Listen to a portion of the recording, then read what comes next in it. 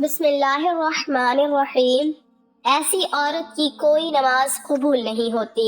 رسول اکرم صلی اللہ علیہ وسلم نے یہ بات بھی بیان کی تھی، جو عورت جوان ہو جائے جب تک سر پر دوپٹہ نہیں ہے اس کی نماز نہیں ہوتی، اور آپ صلی اللہ علیہ وسلم نے یہ بھی فرمایا جو اپنے بالوں کو نہیں ڈھانپتی اس کی نماز قبول نہیں ہوتی۔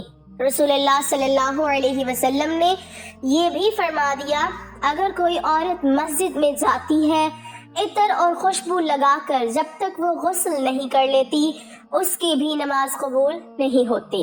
اس لیے فرمایا، اے عورتوں کی جماعت، تم میں سے کوئی مسجد میں جانا چاہے تو خوشبو لگا کر نہ جائے جب تک کہ یہ غسل نہیں کر لیتی، یہ نماز یا عبادت قابل قبول نہیں۔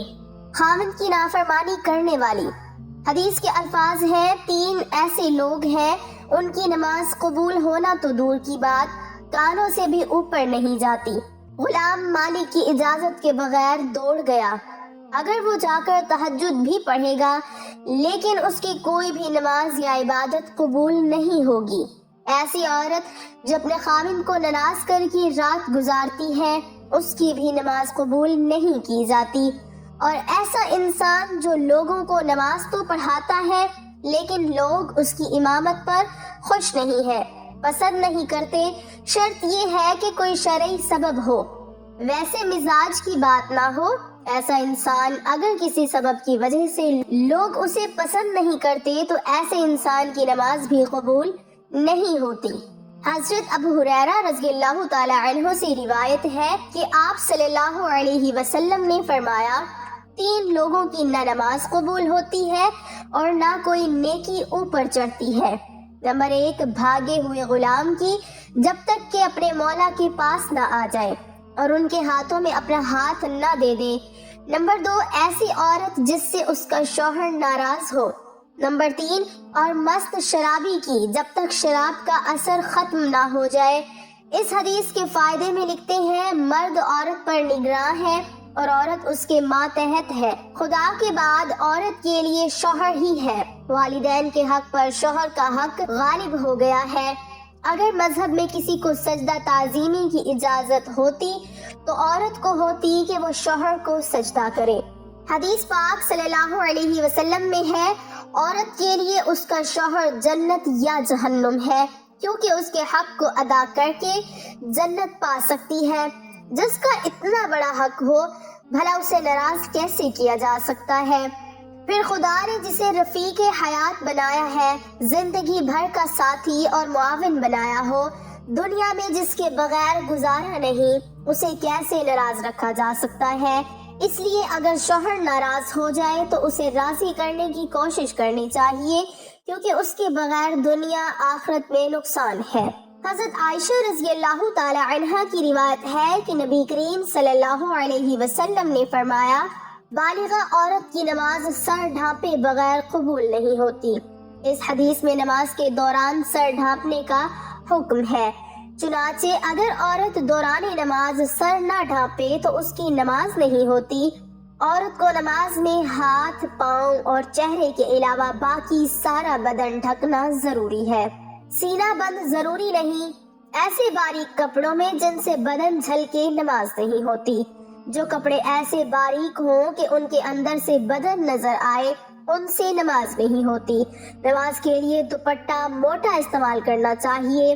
چہرہ، دونوں ہاتھ گھٹنوں تک اور دونوں پاؤں ٹخنوں تک، ان 3 اعضاء کے علاوہ نماز میں پورا بدن ڈھکنا عورت کے لیے نماز کے صحیح ہونے کی شرط ہے۔ اس کے بغیر نماز نہیں ہوگی۔ خواتین کا یہ کہنا کہ جب بندوں سے پردہ نہیں تو خدا سے کیا پردہ، بالکل غلط منطق ہے۔ اللہ تعالیٰ سے تو کپڑے پہننے کے باوجود آدمی چھپ نہیں سکتا، تو کیا پورے کپڑے اتار کر نماز پڑھنے کی اجازت دے دی جائے گی؟ پھر بندوں سے پردہ نہ کرنا ایک مستقل گناہ ہے۔ جو عورت اس گناہ میں مبتلا ہو اس کے لیے یہ کیسے جائز ہو گیا کہ وہ نماز میں بھی ستر نہ ڈھانکے؟ الغرض عورتوں کا یہ شبہ شیطان نے ان کی نمازیں غارت کرنے کے لیے ایجاد کیا ہے۔ نماز کے دوران سر کھل جائے اور 3 بار سبحان اللہ کہنے کی مقدار تک کھلا رہے تو نماز ٹوٹ جائے گی، اور اگر سر کھلتے ہی فوراً ڈھک لیا تو نماز ہو گئی۔ نفل نماز تو بیٹھ کر پڑھنے کی اجازت ہے، گو بیٹھ کر پڑھنے کا آدھا ثواب ملے گا، لیکن فرض نماز بیٹھ کر نہیں ہوتی، کیونکہ قیام نماز کا رکن ہے، مردوں کے لیے بھی اور عورتوں کے لیے بھی، اور اصول یہ ہے کہ نماز کا رکن فوت ہو جائے تو نماز نہیں ہوتی، لہٰذا جو عورتیں فرض نماز بغیر معذوری کے بیٹھ کر پڑھتی ہیں ان کی نماز نہیں ہوتی۔ ہاں، جسم کا صحیح طریقے سے ڈھانکنا ضروری شرط ہے۔ پہنچوں تک ہاتھ کھلے ہوں تو مذائقہ نہیں، سینے پر اوڑھنی ہونی چاہیے۔ سجدے میں دوپٹہ نیچے آ جائے تو بھی نماز ہو جاتی ہے۔ عورتوں کا جمع ہو کر اس طرح نفل نماز جماعت کے ساتھ ادا کرنا بدترین بدعت ہے اور متعدد غلطیوں کو مجموعہ ہے، جس کی وجہ سے وہ سخت گنہگار ہے۔ اور نیل پالش اور آدھی آستین والی عورتوں کی تو انفرادی نماز بھی نہیں ہوتی۔ فجر کی نماز تو عورتوں کو اول وقت میں پڑھنا افضل ہے اور دوسری نمازیں مسجد کی جماعت کے بعد پڑھنا افضل ہے۔ جمعہ جماعت اور عیدین کی نماز عورتوں کے ذمہ نہیں ہے۔ حضرت صلی اللہ علیہ وسلم کا بابرکت زمانہ چونکہ شر و فساد سے خالی تھا، ادھر عورتوں کو حضرت صلی اللہ علیہ وسلم سے احکام سیکھنے کی ضرورت تھی، اس لیے عورتوں کو مساجد میں حاضری کی اجازت تھی، اور اس میں بھی یہ قیود تھی کہ بابردہ جائیں، میلی کچیلی جائیں، زینت نہ لگائیں۔ اس کے باوجود عورتوں کو ترغیب دی جاتی تھی کہ وہ اپنے گھروں میں نماز پڑھیں۔ چنانچہ حضرت عبداللہ بن عمر رضی اللہ تعالی عنہ سے روایت ہے کہ حضرت صلی اللہ علیہ وسلم نے فرمایا، اپنی عورتوں کو مسجدوں سے نہ روکو اور ان کے گھر ان کے لیے زیادہ بہتر ہے۔ حضرت عبداللہ بن مسعود رضی اللہ تعالی عنہ سے روایت ہے کہ رسول اللہ صلی اللہ علیہ وسلم نے فرمایا، عورت کا اپنے کمرے میں نماز پڑھنا اپنے گھر کی 4 دیواری میں نماز پڑھنے سے بہتر ہے، اور اس کا پچھلے کمرے میں نماز پڑھنا اگلے کمرے میں نماز پڑھنے سے بہتر ہے۔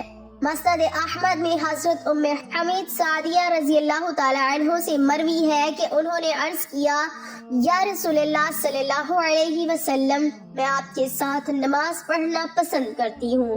آپ صلی اللہ علیہ وسلم نے فرمایا، مجھے معلوم ہے کہ تم کو میرے ساتھ نماز پڑھنا محبوب ہے، مگر تمہارا اپنے گھر کے کمرے میں نماز پڑھنا گھر کے صحن میں نماز پڑھنے سے بہتر ہے، اور گھر کے صحن میں نماز پڑھنا گھر کے احاطے میں نماز پڑھنے سے بہتر ہے، اور احاطے میں نماز پڑھنا اپنے محلے کی مسجد میں نماز پڑھنے سے بہتر ہے، اور اپنے محلے کی مسجد میں نماز پڑھنا میری مسجد میں میرے ساتھ نماز پڑھنے سے بہتر ہے۔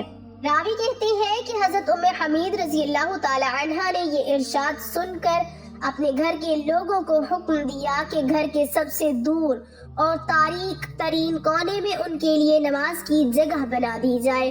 چنانچہ ان کی ہدایت کے مطابق جگہ بنا دی گئی، وہ اسی جگہ نماز پڑھا کرتی تھی یہاں تک کہ اللہ تعالیٰ سے جا ملی۔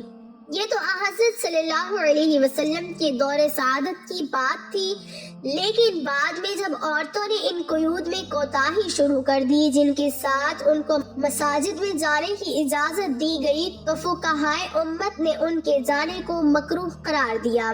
ام المومنین حضرت عائشہ صدیقہ رضی اللہ تعالی عنہا کا ارشاد ہے، عورتوں نے جو نئی روش اختراع کر لی ہے، اگر رسول اللہ صلی اللہ علیہ وسلم اس کو دیکھ لیتے تو عورتوں کو مسجد سے روک دیتے، جس طرح بنو اسرائیل کی عورتوں کو روک دیا گیا تھا۔ حضرت ام المومنین رضی اللہ تعالی عنہا کا یہ ارشاد ان کے زمانے کی عورتوں کے بارے میں ہے۔ اسی سے اندازہ کیا جا سکتا ہے کہ ہمارے زمانے کی عورتوں کا کیا حال ہوگا۔ خلاصہ یہ کہ شریعت نہیں بدلی، اور حضرت صلی اللہ علیہ وسلم کے بعد کسی کو شریعت کے بدلنے کا اختیار نہیں، لیکن جن قیود و شرائط کو ملوث رکھتے ہوئے حضرت صلی اللہ علیہ وسلم نے عورتوں کو مساجد میں جانے کی اجازت دی، جب عورتوں نے ان قیود و شرائط کو ملوث نہیں رکھا تو اجازت بھی باقی نہیں رہے گی۔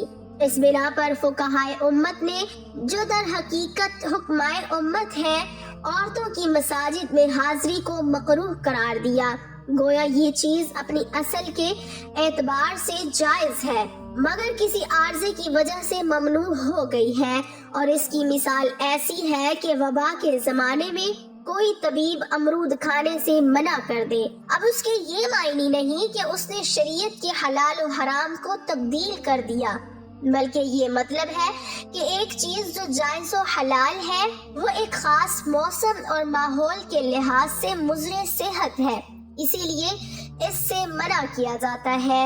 اللہ پاک ہمیں دین کی سمجھ نصیب فرمائے اور ہمارا خاتمہ ایمان پر فرمائے، آمین۔ ناظرین، کمنٹ باکس میں ایک بار صلی اللہ علیہ وسلم ضرور ٹائپ کریں۔